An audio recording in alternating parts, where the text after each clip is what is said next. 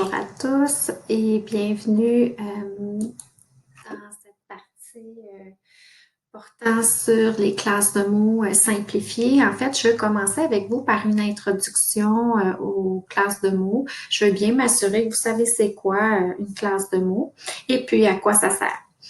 En fait, je me demande si vous savez, il y en a combien de classes de mots? 10, 50, 100, 10 000? En fait, il y en a seulement 8 classes de mots. 8 classes de mots qui vont nous servir à nous exprimer, à mieux écrire, ou à mieux s'exprimer à l'oral, comme je disais tout à l'heure. Donc, il y en a 8 sortes et parmi les 8 sortes de mots, on pourrait les diviser en 2 catégories. Il y en a 5 qui vont être variables et 3 qui vont être invariables. Alors, qu'est-ce que ça veut dire en tant que tel? Alors, dans les mots variables, alors ici, variable, ça veut dire qu'il va changer. Alors, on va avoir l'orthographe d'usage qui va rester le même, mais entre eux, il y a 5 classes de mots qui vont varier. Donc, on va commencer par voir, d'ailleurs, ça va faire l'objet de nos premières capsules, le nom commun, parce que c'est vraiment lui le plus important. C'est autour de lui que tout tourne, en fait, dans la phrase. On va voir le déterminant par la suite, l'adjectif, le verbe et le pronom. Alors, ces 5 classes de mots-là, ce sont, à mon avis, les plus importants pour pouvoir faire des phrases et pour pouvoir corriger nos phrases. Alors, si on les comprend bien, si on sait bien ce qu'ils sont, et on va être en mesure de bien faire leurs accords par la suite.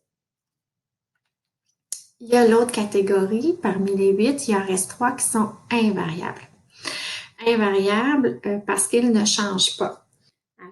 Alors, vous ne savez peut-être pas bien les distinguer. C'est un peu normal parce on a peut-être moins pris de temps quand vous étiez plus jeune pour vous les expliquer. Et comme ils sont invariables aussi, c'est peut-être moins nécessaire de mieux les comprendre pour bien orthographier d'un point de vue grammatical ces mots-là. Ils sont essentiels dans une compréhension de la syntaxe, mais pour l'orthographe grammaticale, on peut se débrouiller, écrire des textes sans faute, même si on ne comprend pas bien ces 3 classes de mots-là. On parle aussi de la conjonction, donc j'imagine que ça vous dit quelque chose, même si c'est un peu flou, la préposition et l'adverbe. Sachez pas, comme je vous disais, les distinguer, ce n'est pas trop grave parce qu'ils ne varieront pas entre eux. Vous allez connaître l'orthographe d'usage et vous allez être en mesure de bien les écrire. Il y a une petite catégorie que je trouve aussi importante de vous parler, c'est le nom propre. En fait, il sert comme le nom commun à nommer des réalités. Ça peut être des personnes, des noms de rues, des noms de villes, des noms de villages. Par contre, c'est vraiment nommé de manière spécifique un lieu, une personne. Donc, ça va être le nom qui va être propre à une ville, propre à une personne. C'est pour ça qu'on appelle ça ou à une rue ou à d'autres, ou à des objets. En fait, ça va nommer une entité particulière, unique. La différence avec le nom commun, c'est que le nom propre, il va faire partie des mots invariables parce que lui, il ne variera pas et en plus, il va prendre une lettre majuscule.